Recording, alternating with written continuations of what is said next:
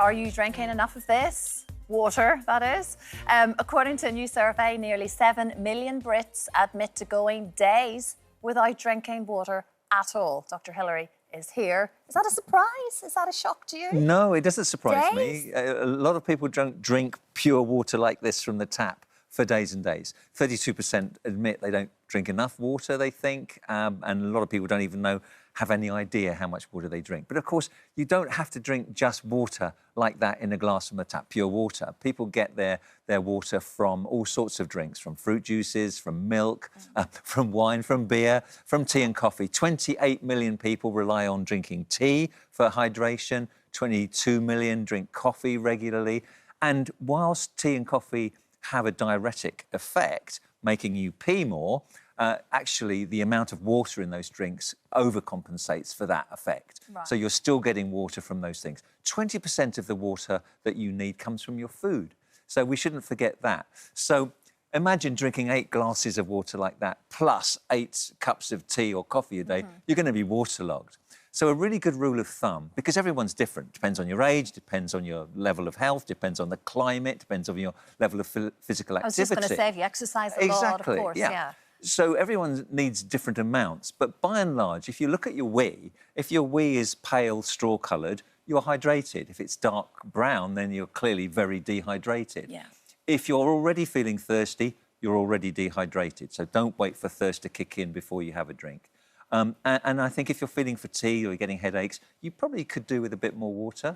And that water can come from various sources. That's fine. You get a nice pure glass of water, but it's not everyone's cup of tea. Some people like to have a bit of flavour in there as well. Yeah, OK, exactly. But as you say, like, just going to the toilet is a bit of an indicator. It's an indicator, just, absolutely. And go by that. And it's generally good for your gut. We're talking about gut health now. It's really, I mean, yeah. And obviously it keeps everything moving. It does. I mean, water's important for gut health because it flushes out toxins. It helps to protect the lining, the sensitive lining of the gut. It prevents constipation. It also means that you absorb nutrients more quickly. So water is important for gut health as well as lots of other things. Yeah. We talk about gut health so much now, don't we? Yeah. Is it true that it affects women more than men? Yeah, definitely. We know that, say, twice as many women than men are affected by irritable bowel syndrome with bloating and alternating constipation, diarrhoea, and cramps, tummy cramps. Women's proximity of the womb to the gut plays a part. Hormones are very influential. So prior to periods, for example, progesterone levels are higher, and that can have an effect on the gut to slow it down and stop it functioning as healthily as it should. Also, I think women are more prone to anxiety and depression, which in turn can affect the gut functionality. So for those reasons, digestive disorders are complained about more in women than men. That is a fact. Well, water is good, clearly. What is bad? What should we be avoiding completely, liquid-wise, certainly? Well, I don't think there's anything that we should ban because everybody likes a treat now and again, including fruit juices. But we know fruit juices are packed full of sugar. But if we look at, for example, things that are very trendy at the moment, and perhaps are rather misleading, if we look at the trend for oat milk, oat milk is really enjoying a lot of heavy commercial marketing at the moment. But the trouble with oat milk is oats are good. Whilst oats are very good, oat milk has all the sugar taken out of it, but it's got none of the fibre in it. So you're actually not getting all the nutrients you would get from healthy oats. You think you're going for the healthier option all the time, don't you? Yeah. So in many ways, I would go back to dairy milk. I would go back to whole milk, which has got more vitamins, more minerals, and overall is a healthier option than oat milk. And then I think the next thing would be if you look at fruit juices, instead of going for a fruit juice which is packed full of sugar most of the time and has very little fruit in it, why not think about something healthier like a kefir drink? Now, kefir is enjoying a rise in popularity for good reason, because it's basically fermented milk with kefir grains in, which come from lactic acid bacteria and yeast. And what you're getting there is high protein, lots of calcium, lots of B group vitamins, and you're getting the prebiotics feeding those healthy bacteria in the gut, which we need so much of to keep us healthy. So that's a healthier choice as well. And then finally, we've got this little thing that you could... So again, protein. drinks are very popular at the moment. Yeah. But we don't, unless we're gym bunnies and bodybuilding, we don't need a huge amount of protein in our diets.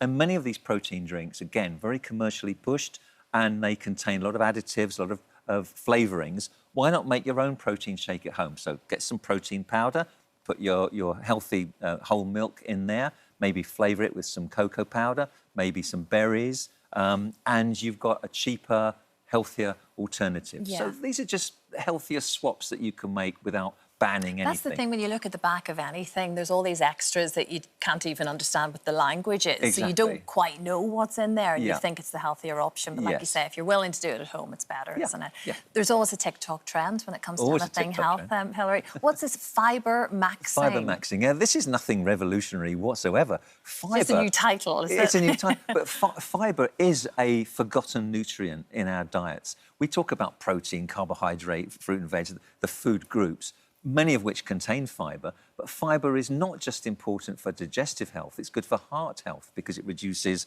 LDL cholesterol, which is the harmful type of cholesterol. It stops constipation. It actually makes our guts move better. So it's healthy all around. Immunity is seated. 70% of our immunity is seated in our gut. 90% of serotonin is seated in our gut, the happy hormone. So if we look after making our gut, that a happy place, we feel better. Yeah, we feel better generally. So but you fibre talk is really about important. your gut, and you know the term of like your gut instinct. You listen to your gut rather than your head or your heart. Is there a science behind that term? Sure. In our gut, we've got something called the enteric nervous system. So it's a complex network of nerve fibres which control the way our guts work.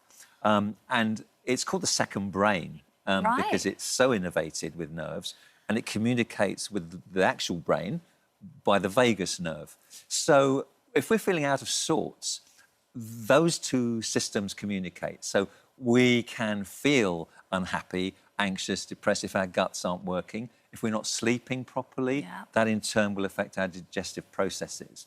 And gut instinct is really important. So, you know, when you're anxious, you're setting an exam or running a race, you might get the runs beforehand. Your gut's telling you that you're anxious and nervous. In the same way, your gut can make you feel stressed or anxious or nervous. And the healthy, friendly bacteria in your gut actually have a circadian rhythm of their own. So the night-day cycle is affected by how we sleep. So if we're not sleeping properly, not getting a good quality sleep, it will affect our tummy and the way that works. Right. So your gut instinct is something It is a that thing. actually exists. I knew it. Yeah, that gut feeling. Thank you very much, Hilary, as always. Looking for more health and wellness content? Well, there's plenty more really useful information right here on our channel. How about you check out this one?